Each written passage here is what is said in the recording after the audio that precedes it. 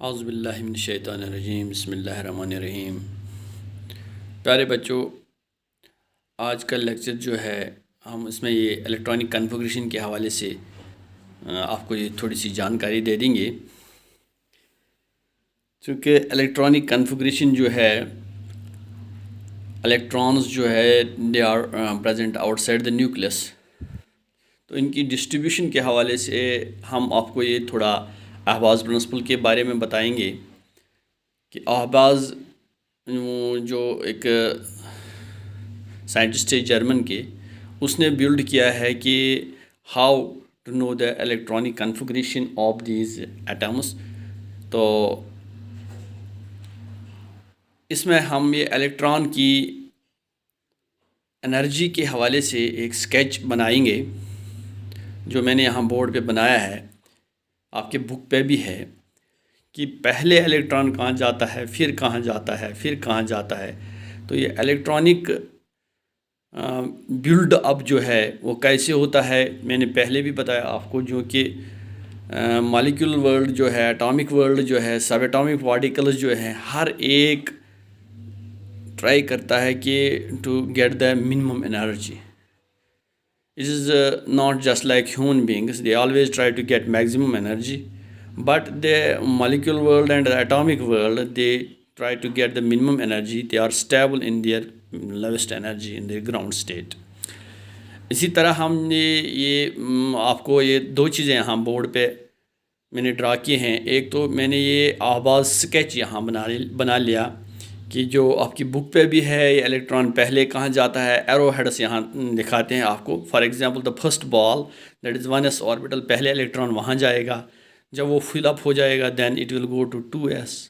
इसी तरह फिर ये 2p पे, ये याद रखने के लिए एक बहुत ही अहम टूल है आपके पास कि कभी भी आपको इलेक्ट्रॉनिक कॉन्फ़िगरेशन के बारे में कोई कन्फ्यूजन हो तो ये आप ये स्केच बना सकते हैं। यहाँ there is an alternative way that is to build an n+l rule, जो आपको मालूम होगा कि क्वांटम नंबर के हवाले से जो हमें पता है कि n is the value for principal quantum number and l is the value for azimuthal quantum number and n+l is the total value।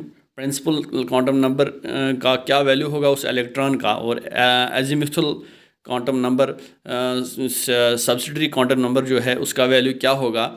तो इन दो को ऐड करके then we gate n+l value. जैसे यहाँ मैंने बताया है कि यहाँ n का वैल्यू है 1s ऑर्बिटल के लिए, चूँकि जितने सारे यहाँ ये इनके यहाँ हमने लिखे हैं इस वेरिएबल के साथ जो कोफिशिएंट हमने लिखा है। For example s orbital, this is spherically symmetrical orbital, ये 1s ऑर्बिटल है, ये 2s है, 2p, जो यहाँ ये इसका ये कोफिशिएंट है, it gives the principal quantum number. इसका 1 है, इसका 2 है, 2 है, 3 है, 3 है, 4 है, 3 है, 4 है, जो ये वहाँ बाहर से हम ये नंबर लिखते हैं, this is the n value, this is the n value. और चूँकि आपको मालूम है कि l value starts from 0 not from 1। l value है s के और s ऑर्बिटल के लिए 0 और p ऑर्बिटल के लिए 1 है और d ऑर्बिटल के लिए 2 है, तो f ऑर्बिटल के लिए 3 है। ये आपको मालूम होना चाहिए। मैंने प्रिंसिपल एजिमुथल क्वांटम नंबर जब हमने डिस्कस किया तो मैंने आपको बताया कि l value it starts from 0 not from 1, यानी s ऑर्बिटल के लिए जहाँ भी s ऑर्बिटल होगा वहाँ 0 होगा। यहाँ देख लीजिए s ऑर्बिटल है 0 इसका है, यहाँ s ऑर्बिटल है 0 है, यहाँ जहाँ नीचे हम जाएंगे 4s, यहाँ इसका 0 है। जहाँ जहाँ p होगा उसका 1 होगा, यहाँ p है 1 है इसका वैल्यू, यहाँ p है इसका 1 वैल्यू है। यहाँ इसी तरह d का जहाँ जहाँ d होगा, चाहे वो क्यों न 11वां d होगा, 12वां d होगा, जो भी होगा, हालांकि वो पॉसिबल नहीं है, उतने इलेक्ट्रॉन्स नहीं है हमारे पास कि ये जो हमें सफाइस करेगा कि वहाँ तक हम पहुँच जाएंगे। तो लेकिन मैं ये समझाने के लिए आपको ये बता देता हूँ कि हम अगर for example this is 4p, अगर ये 12p होगा तो 12 तो इसका n वैल्यू होगा, तो p इसका तो वही 1 होगा। तो सो द n+l जब हम डिटरमाइन करेंगे तो वी गेट अ वैल्यू। जिसका कम वैल्यू होगा वहीं इलेक्ट्रॉन पहले जाएगा, जिसका ज़्यादा वैल्यू होगा तो बाद में वहाँ इलेक्ट्रॉन हो जाए चला जाएगा। Then this n+l value has another drawback here for 3p, you see for 3p orbital n value is 3 and p is 1, so 3 plus 1 is 4 here. यहाँ आप देख लीजिएगा n 3p orbital n value is 3 and p का l value 1 है, 3 plus 1 is equal 4, यहाँ 4 plus 0 is equal 4, यहाँ same value है, यहाँ भी वैसा ही है 3D का वैल्यू जो 3 इसका n वैल्यू 3 है। मैंने आपको पहले भी बताया जितने सारे ये यहाँ बाहर ये कोएफिशिएंट वैल्यूज़ हैं, मान लीजिए ये वेरिएबल है पी एस, तो वेरिएबल है नहीं ये, दिस सिग्निफाइज द ऑर्बिटल्स। तो यहाँ ये वैल्यूज़ जो हैं तो ये n वैल्यूज़ हैं, यहाँ ये जो है ये 0 से स्टार्ट होते हैं, s के लिए 0 है, p के लिए 1 है, d के लिए 2 है, f के लिए 3 है, इसी तरह g के लिए 4 है। तो ये वैल्यूज़ हम ऐड कर लेंगे, then we get n plus l value. यहाँ दो जगह पे आपको सेम आ गया 4 and 4, that means 3p and 4p। यहाँ हम कंफ्यूज हो जाएंगे कि whether the electron will go in the 3p और 4p first, because both have n plus l value same. हमें इस स्केच के ज़रिए भी मालूम होता है कि कहाँ पहले इलेक्ट्रॉन जाएगा, तो यहाँ भी हमें ये मालूम करेंगे कि पहले इलेक्ट्रॉन इसमें जाएगा या इसमें जाएगा, क्योंकि बोथ है n plus l value same. यहाँ भी 5 5 है, यहाँ 4 4 है। अब इसमें इसके लिए जनरल रूल ये है कि जिसका n वैल्यू स्मॉलर होगा तो उसी में इलेक्ट्रॉन जाएगा। For example it has 4 but it's n value इसका 4 है, इसका 4 है, it's n value is 3 and it's n value is 4, so electron will go here first, then जब ये फुलफिल हो जाएगा then electron will go in this orbital. इसी तरह यहाँ 5 5 दोनों के लिए है, n plus l value is 5, n plus l value is 5, यहाँ पे पहले इलेक्ट्रॉन जाएगा इस वाले में because it's n value is smaller. तो दिस इज़ वन। अब यही दो एग्जाम्पल्स हम यहाँ देख लेंगे कौन कौन था। एक था हमारे पास 4s and 3p and 4s। यहाँ देख लीजिए आप 3p एंड 4s। पहले इलेक्ट्रॉन 3s के बाद यहाँ ये एरोहेड देख लीजिएगा, एरोहेड पहले 3s में जाता है इलेक्ट्रॉन, फिर यहाँ से आके यहाँ से एरोहेड है, फिर यहाँ 3p में जाएगा। इसी तरह हमें यहाँ दो के लिए 5 5 आया था वैल्यू। यहाँ ये हमारे ऑर्बिटल थे 3d एंड 4s। यहाँ हमें ये बता रहा है कि यहाँ पहले 3d में जाएगा फिर 4p में जाएगा, 3d में जाएगा पहले फिर 4p में, ये कि बिकॉज इनका वैल्यू जो है 5 5, मगर इसका n वैल्यू जो है स्मॉलर है 3, इसका 4 है। अब यहाँ क्या कर लेंगे हम, यहाँ हम देख लेंगे the electron will go first in the 3d then it in the 4p, then in the 4p, ये यहाँ इसके साथ ये टच हुआ है, then this first this then this. इसी तरह यहाँ दोनों तरीके हमारे पास, this is aufbau sketch and this is the table to determine the n plus l value. जिसका n प्लस l वैल्यू कम होगा उसी में इलेक्ट्रॉन जाएगा। अगर इनका ये टाई अप हो जाता है n plus l value, then you have to see the n value. This was regarding electronic configuration. जब आपको इलेक्ट्रॉनिक कन्फिगरेशन आप लिखते हैं पहले किस में जाएगा, फिर किस में जाएगा, फिर किस में जाएगा, it is difficult to remember.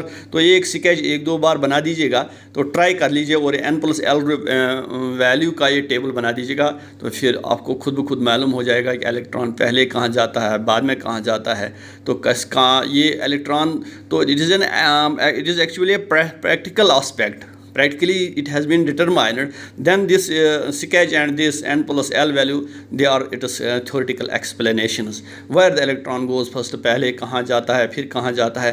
क्योंकि मैंने पहले भी बताया आपको जितने भी एटॉमिक एटम्स है, मॉलिक्यूल्स है, सब एटॉमिक पार्टिकल्स है, they always try to get minimum energy, उन्हें करार आता है मिनिमम एनर्जी में ही, अनलाइक ह्यूमन बींग्स।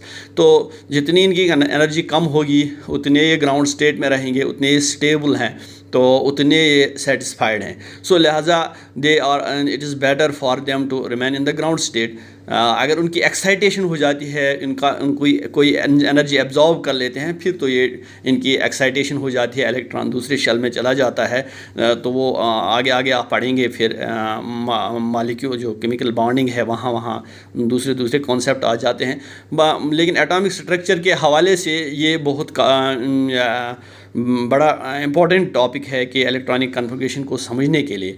और दूसरी चीज़ मुझे आपको ये बताना मैं भूल गया कि ऑर्बिटल के शेप्स के हवाले से भी कभी कोई क्वेश्चन पूछा जाता है कि वो दैट इज़ एन वो मामूली सा थोड़ा सा क्वेश्चन है वो कि शेप्स ऑफ ऑर्बिटल्स जो है it has been also determined quantum mechanically. ये डिटरमाइन किया गया है कि इन ऑर्बिटल्स जो है असल चीज़ जो है ऑर्बिट के बजाय ऑर्बिटल्स है जहाँ इलेक्ट्रॉन्स की कंसंट्रेशन ज़्यादा रहती है, प्रोबेबिलिटी ज़्यादा रहती है।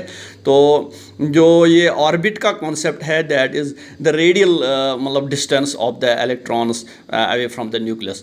असल रीजन जो इलेक्ट्रॉन का है, प्रोबेबिलिटी ऑफ इलेक्ट्रॉन्स की जो है so far as the quantum mechanics is concern वो ऑर्बिटल्स में यानी सब शेल्स में ही ज़्यादा रहा करती है। तो इन ऑर्बिटल्स के हवाले से एस ऑर्बिटल जो है वो दैट इज़ स्फेरिकली सिमेट्रिकल, वो गोल है। तो फिर 1s 2s 3s 4s 5s 6s 7s orbitals जो हैं ये सारे के सारे स्फेरिकली सिमेट्रिकल है, बट इनमें एक डिफरेंस है, जितना हम आगे आगे जाएंगे एस ऑर्बिटल में उतना उनका साइज़ इंक्रीज़ हो जाता है। 2s का ऑर्बिटल का साइज़ इनके ज़्यादा बड़ा है 1s के अकॉर्डिंगली। जितना हम नीचे आगे आगे जाएंगे बाहर एटम के बाहर तो उतना ही उसके उस ऑर्बिटल का साइज़ बड़ा होगा। और एक चीज़ फिर भी एक और चीज़ है that is nodal plan. Nodal plan जो है इंशाल्लाह अगर ऑफलाइन हमें मतलब ये हालात ठीक हो गए तो ऑफलाइन पूरी के पूरी इसको मैं अंडरस्टैंड कर पाऊँगा वहाँ। तो वहाँ हमारे इक्विपमेंट्स भी है, वहाँ ये स्मार्ट क्लास भी हम दे सकते हैं। तो it is better to teach offline than to this online mode. तो ऑनलाइन में बहुत सारे कंपल्शंस है हमारे यहाँ। एक तो टाइम फ्रेम है, दूसरा तो जीबीज़ का भी होता है, बहुत सारी चीज़ें होती हैं। तो with in A limited time frame हमें ये लेक्चर कंप्लीट करना पड़ता है क्योंकि अपलोड भी होना चाहिए। तो इसमें बहुत सारी खामियां हैं। तो यहाँ ये चीज़ जो मैं बता देता हूँ आपको, जितना हम नीचे जाएंगे ये एस ऑर्बिटल सारे के सारे स्फेरिकल है लेकिन इनमें नोडल प्लान होता है। फॉर एग्जांपल 2s ऑर्बिटल में एक नोड है, 3 में दूसरा नोडल प्लान है, चौथे में इसी तरह 3s में 2 है, 4s में यानी n-1 नोडल प्लान्स है। इसी तरह p ऑर्बिटल जो है, p ऑर्बिटल की शेप डोम्बेल है। p ऑर्बिटल सबशेल जो है इसमें 3 ऑर्बिटल्स हैं, px, py एंड pz। उनमें एक है अलॉन्ग x एक्सिस, उसका नाम px है, दूसरा है अलॉन्ग y एक्सिस, उसका नाम py है, तीसरा है अलॉन्ग z एक्सिस, इसका नाम है pz ऑर्बिटल। तो ये डोम्बेल है, their shape is not spherical. मान लीजिए 2 स्फेरिकल लोब्स को हम आप कनेक्ट कर लेंगे, दैट शेप बिकम्स डोम्बेल। इसमें बीच में जो है that is a nodal plane वहाँ है बीच में इन ऑर्बिटल्स के दरमियान। So p orbital is dumbbell in shape. इसका भी साइज़ इंक्रीज़ होता जाता है जहाँ जितना हम नीचे जाएंगे। 2p ऑर्बिटल का नोडल प्लान है ही नहीं, 3p का एक है, इसी तरह 4p के 2 हैं। तो जितना हम नीचे जाएंगे इसके नोडल प्लान होते हैं। तो 3d ऑर्बिटल्स जो है ये एक दूसरे क्लास के ऑर्बिटल्स हैं, ये डबली डोम्बेल है। इसमें d ऑर्बिटल्स 5 टाइप्स के ऑर्बिटल्स d ऑर्बिटल्स है, dxy है, dyz है, dxz है, dz स्क्वायर है, dx स्क्वायर y स्क्वायर है। These are different types of orbitals. उनकी शेप आप ज़रा बुक पे देख लीजिएगा प्लीज़। तो dx square y square orbital जो होता है उनके लोब्स x एक्सिस और y एक्सिस के ही होते हुए वहाँ कॉन्सेंट्रेट हुए हैं। z स्क्वायर ऑर्बिटल जो है उसका जो ये लोब है, the lobes they are along the z axis and there is in the middle there is a ring in the another plane। इसी तरह इनके नोडल प्लान्स 2 होते हैं। जैसे p ऑर्बिटल का नोडल प्लान एक है, इनके 2 नोडल प्लान्स होते हैं। तो this was regarding the shapes of these orbitals. ये है क्या ये shapes of orbitals? This is actually the probability density of the electron. जब इलेक्ट्रॉन मल्टी इलेक्ट्रॉन एटम में ये बहुत सारे इलेक्ट्रॉन्स होते हैं तो फिर क्वांटम मैकेनिकली ये डिटरमाइन किया गया है कि nuclear electronic attraction, electronic repulsion जो इनमें ये मुख्तलिफ एनर्जीज़ के हवाले से इनकी एनर्जी की जो क्वांटम मैकेनिकली इनको डिटरमाइन किया गया है कि इनकी शेप कहाँ कहाँ है। और एक और चीज़ मैं भूल गया, that is the screening effect. Screening effect एक बहुत ही बड़ा इंपॉर्टेंट इफेक्ट है। वो ये है कि अगर कोई मल्टी इलेक्ट्रॉन एटम है, उसमें बहुत सारे इलेक्ट्रॉन्स हैं, जो बाहर के इलेक्ट्रॉन होते हैं उनका जो न्यूक्लियर इफेक्ट होता है, न्यूक्लियर पुल होता है। फॉर एग्जांपल न्यूक्लियस में पॉजिटिव चार्ज है, the positive charge attracts the negative charged electrons. लेकिन वहाँ क्या हो जाता है कि न्यूक्लियर पुल उतना नहीं है जितना होना चाहिए। जैसे कि हाइड्रोजन एटम में न्यूक्लियर पुल और इलेक्ट्रॉन को पूरा का पूरा है, तो जितने मल्टी इलेक्ट्रॉन हम देख लेते हैं तो वहाँ क्या हो जाता है, जब इनर ऑर्बिटल्स फिल अप हो जाते हैं, for example 1s fill up हो जाएगा, 2s 2p 3s 3p, तो बाकी जो बाहर के इलेक्ट्रॉन है they experience less attraction of the attractive force of the nucleus, because जो s ऑर्बिटल में ऑलरेडी इलेक्ट्रॉन होते हैं they screen, they are revolve around the nucleus and वो एक पर्दा हाइल कर देते हैं इस न्यूक्लियर अट्रैक्शन को, so that effect is called screening effect. तो फिर ये जो न्यूक्लियर अट्रैक्शन होता है वो कम होता है, उसको हम कहते हैं इफेक्टिव न्यूक्लियर चार्ज। तो पुराना चार्ज, असली चार्ज जो होता है दैट इज समथिंग एल्स, तो वहाँ इफेक्टिव न्यूक्लियर चार्ज होता है कि बाहर जितने इलेक्ट्रॉन्स होते हैं उनमें इफेक्टिव न्यूक्लियर चार्ज कम होता है।